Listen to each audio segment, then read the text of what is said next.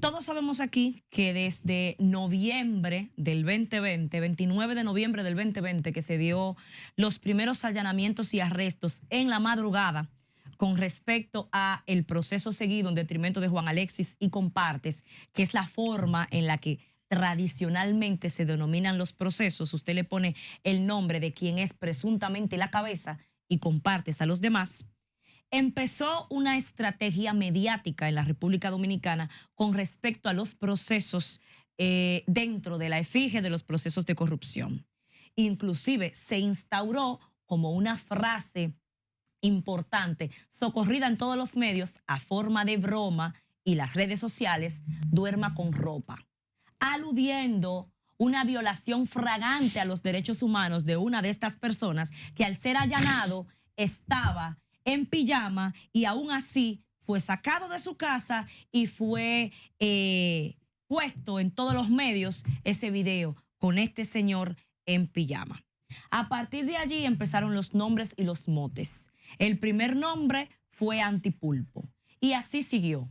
Cuando tomaba la palabra el Ministerio Público en la primera medida de coerción, en este caso específico en donde yo estuve presente, uno de los elementos que dedicó tiempo el Ministerio Público en ese momento, la hoy Procuradora General de la República, era explicar el mote, explicar el por qué, el nombre, y utilizarlo con sorna durante toda la audiencia. Inclusive a quien se considera la figura principal del proceso se le puso ese mote, se le puso ese nombre. El pulpo. El pulpo. ¿Qué ha dicho hoy el Tribunal Constitucional? Ojo, esto lo había dicho el 7º juzgado de la instrucción al dictar el auto de apertura en detrimento de estas personas. Había prohibido el uso del término, pero nadie le hizo caso. Después de ahí siguieron otras operaciones con otros nombres. ¿Qué dice el TC?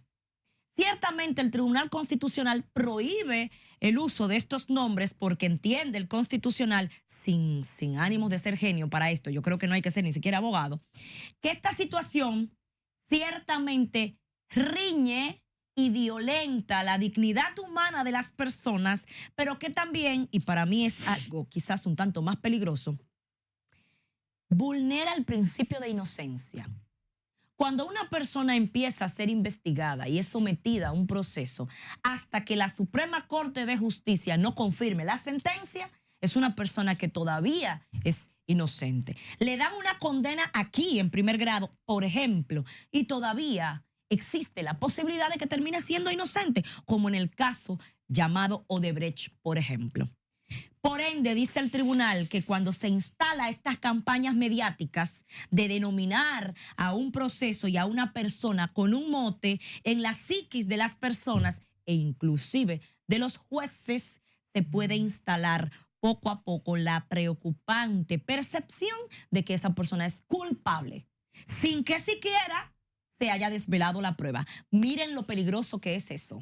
Pero en un proceso, en un país donde hemos dividido los corruptos de los impolutos, los buenos de los malos, lo que le hacen a estas personas hoy sometidas a nadie le importa, porque el problema es que la muerte nos afecta cuando la parca llega a nuestra casa. Si queremos saber si existen diferencias de trato, porque muchas veces para uno en los tribunales es difícil hablar de lawfare o hablar de estrategias políticas o estrategias mediáticas, porque llega la percepción de que es que la gente es culpable. Y uno está diciendo, están acusados porque es político, pero son culpables. Pero si queremos saber si la decisión del TC explica la situación y si hay inequidad en el trato, solamente tenemos que ver cómo se llama el caso de Jochi Gómez y Hugo Veras.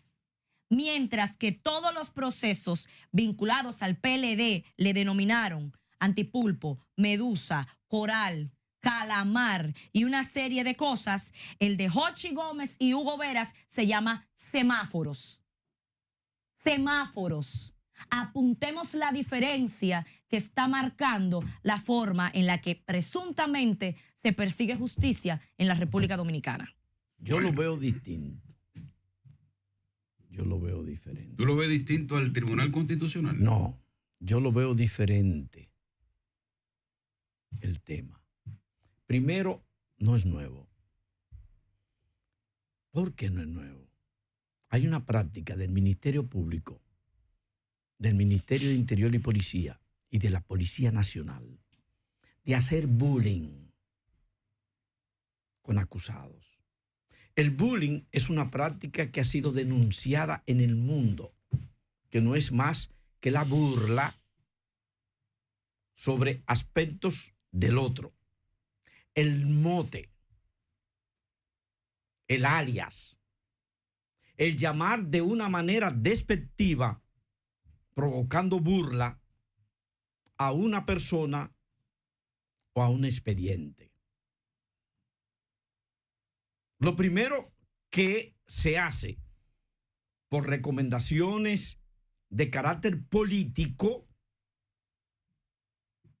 en términos de reputación, es afectar la reputación.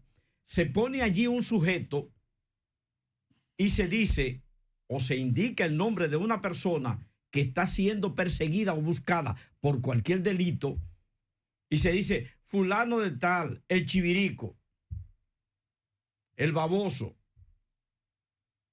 el dragón, y se busca un mote para denotar de entrada a un posible sospechoso o acusado de un delito. La práctica, esa vieja práctica de bullying, de burla, de motear,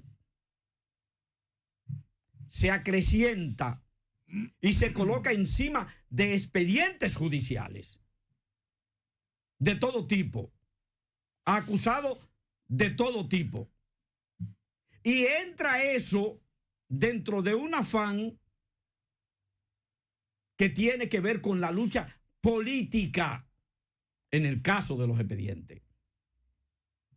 Pero en el caso de los delincuentes es afectar de entrada su honra, el derecho a la presunción de inocencia, para que cuando caiga acribillado o preso, acribillado en un intercambio de disparos o preso, la gente pudiera referirse a él por el mote que ya es una forma burlesca de designarlo. En términos de justicia, también el Ministerio Público, abusando de su condición